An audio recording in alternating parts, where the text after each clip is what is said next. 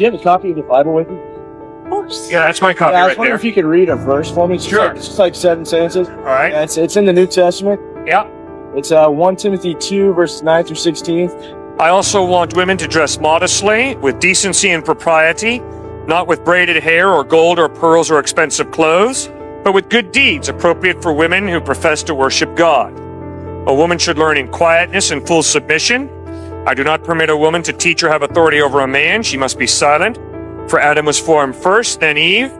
And Adam was not the one deceived. It was the woman who was deceived and became a sinner. But women will be saved through childbearing if they continue in faith, love, and holiness with propriety. Is that the tolerant word of God? That compassionate conservatism? Paul is writing the letter to Timothy.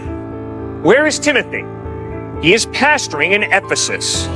We read about Ephesus in Acts chapter 19. We read that in Ephesus they were into goddess worship, Diana of the Ephesians. They were into pantheism, worshiping Mother Earth. That's what they were into. That's the historical context.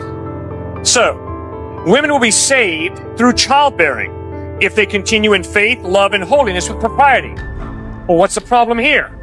Well, the problem is that certain over-spiritual people viewed sex as dirty, viewed childbearing as a sin. And so Paul is pointing out to Timothy, no, sex and bringing babies into the world is not evil. It's not a sin. And you're going to be kept safe through childbearing if you continue in faith, love, and holiness. Now, what about this bit about women dressing modestly? Well, it's real simple. The Bible continually communicates that materialism is wrong. And obviously what Paul is bending over backwards to do is to point out, watch out for immodesty. Watch out for materialism, from being too generous with yourself and not generous enough with others. What about this bit about not allowing a woman to teach? Well, that's weird, because Paul had a woman named Priscilla teach the great preacher named Apollos. So what's going on here? Well, what's the name of the movie where Barbara Streisand plays that young Jewish woman? Go watch the movie Yentl. And what you learn is, young Jewish women were not allowed to get an education. So Paul is essentially saying, ladies, if you've not had an education, don't presume to be a teacher.